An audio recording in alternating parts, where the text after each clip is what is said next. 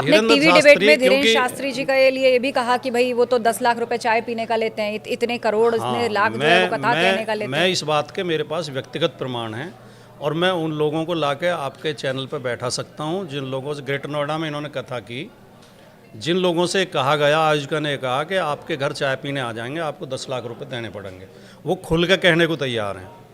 ये मैं इसलिए कह रहा हूँ, मेरे पास व्यक्तिगत प्रमाण है। जो धीरेन्द्र शास्त्री अलौकिक शक्ति होने का दावा करते हैं, पर्चा निकालने का दावा करते हैं, मेरा ऐलान है मैं 10 लाख रुपए की शर्त लगाने को तैयार हूँ और मैं 10 लाख रुपए दूंगा अगर वो मेरे पर्चा निकाल दें या मेरे मन में क्या है ये बता दें, और वो 10 लाख रुपए ना दें। ऐसे बहुत सारे लोग थे राजकुमार भाटी जी जिन्होंने कहा कि अगर वो ये बता दें तो हम ये कर देंगे, और वो उनके पंडाल तक भी पहुंचे हैं। उनमें बहुत सारे रिपोर्टर्स भी हैं, टीवी रिपोर्टर्स भी हैं, और उसके बाद वो हाथ जोड़कर वहां से बाहर प्रायोजित लोग होते हैं, प्रायोजित टीवी रिपोर्टर्स भी।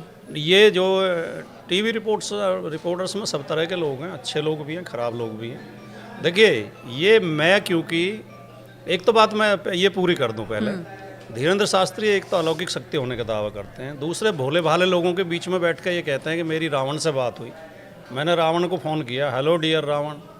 वो ये भी दावा करते हैं कि हनुमान का नंबर मेरे पास है। वो ये भी दावा करते हैं कि मैं बता दूंगा पाकिस्तान कब हमला करेगा बॉर्डर पे। ग्रेटर नोएडा की कथा में उन्होंने ये कहा कि जिस महिला की मांग में सिंदूर भरा हो समझो इस प्लॉट की रजिस्ट्री हो चुकी है, और जिसकी मांग में सिंदूर ना हो समझो प्लॉट खाली है। महिलाओं के बारे में, बेटियों के बारे में, बहनों के बारे में ऐसे शब्दों का बोलना क्या कोई संत बोल सकता है? इसलिए हम उनकी बात की आलोचना करते हैं।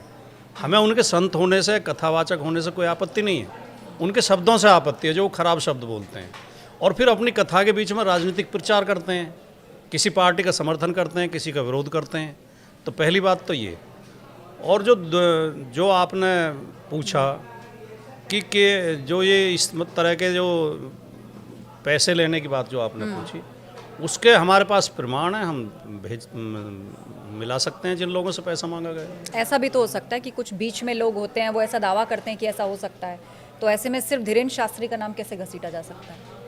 नहीं, कई लोग जो बहुत होते ना कि मैं अगर किसी से कहूँ कि मैं भाटी जी को जानती हूँ और आपके यहाँ फंक्शन है, आ सकते हैं भाटी जी, और भाटी जी को तो कुछ मालूम ही नहीं है। नहीं, जो उनका आयोजन कर रहे थे, जो मुख्य आयोजक थे वही ये बात कह रहे थे, और बहुत लोग लाइन में थे। अच्छा। कि जी हमारे यहाँ ले आओ, हमारे यहाँ ले आओ। वहाँ सीट के भी अलॉटमेंट के पैसे लिए जाते हैं। जो आगे सीट पर बैठने के अलग पैसे होंगे, पीछे बैठने के अलग होंगे, महाराज तक पहुँचने के, उनके पास तक पहुँचा देंगे उसके अलग पैसे होंगे, हर चीज़ का पैसा लिया जाता है। चलिए, ये आप दावा कर रहे हैं, लेकिन उसके साथ ही जब ये पूरी बहस शुरू हुई तो फिर इनके संत, उनके संत, इनके कथावाचक, उनके कथावाचक, पंडित कथावाचक, अगड़े कथावाचक, पिछड़े कथावाचक, इसकी भी बहस शुरू हो गई, और इटावा में जो कुछ भी हुआ वो उसका आधार बना।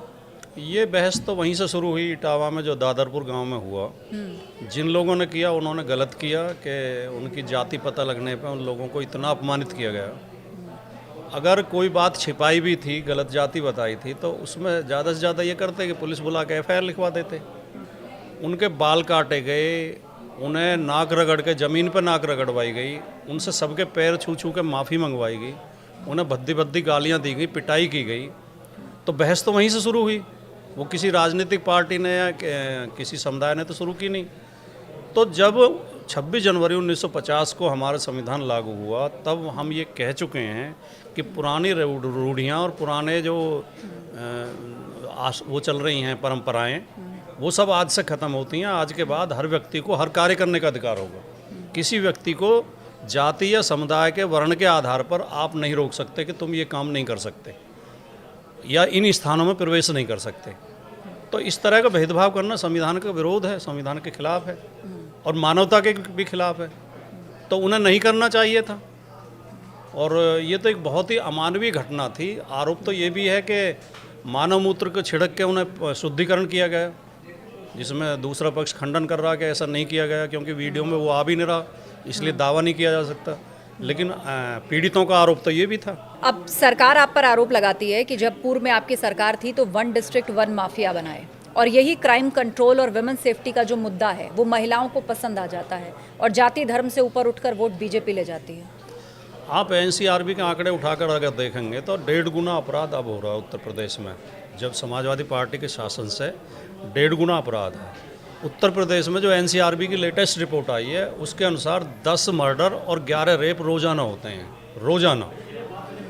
जहाँ तक अपराधियों को और माफियाओं को संरक्षण देने की बात है, अखिलेश यादव जी अपराधियों के बहुत ज़्यादा खिलाफ हैं। उन्होंने किसी अपराधी को टिकट नहीं दिया और कई अपराधियों ने पार्टी ज्वाइन करने की कोशिश की तो अखिलेश जी ने मना कर दिया।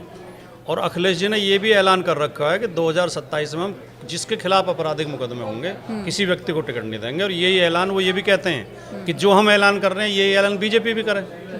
बीजेपी में 22 मंत्री ऐसे हैं जिनके खिलाफ आपराधिक मुकदमे हैं और इनके 100 से ज़्यादा विधायक हैं जिनके खिलाफ आपराधिक मुकदमे हैं। योगी आदित्यनाथ के खिलाफ खुद 12 मुकदमे थे जो इन्होंने मुख्यमंत्री बनने के बाद वापस ले लिए। इतिहास का पहला उदाहरण होगा कि किसी मुख्यमंत्री ने अपने मुकदमे वापस लिए हों। उप मुख्यमंत्री केशव प्रसाद मौर्य के खिलाफ भी मुकदमे थे, 10 या 11 मुकदमे थे। तो मतलब सरकार अगर आपकी आई तो बुलडोजर का स्टीयरिंग अखिलेश घूमेगा? यादव के खिलाफ तो कोई मुकदमा नहीं है, लेकिन अपराधी की पार्टी हमें बताते हैं और जिस पार्टी में अपराधी भरे पड़े हैं वो पाक साफ हो जाती है। मतलब बुलडोजर का स्टीयरिंग घूमेगा अगर सरकार बदलती है? नहीं, बुलडोजर का स्टीयरिंग नहीं घूमेगा। बदला लेने के लिए, बदले की कार्रवाई के लिए हम कोई काम नहीं करेंगे।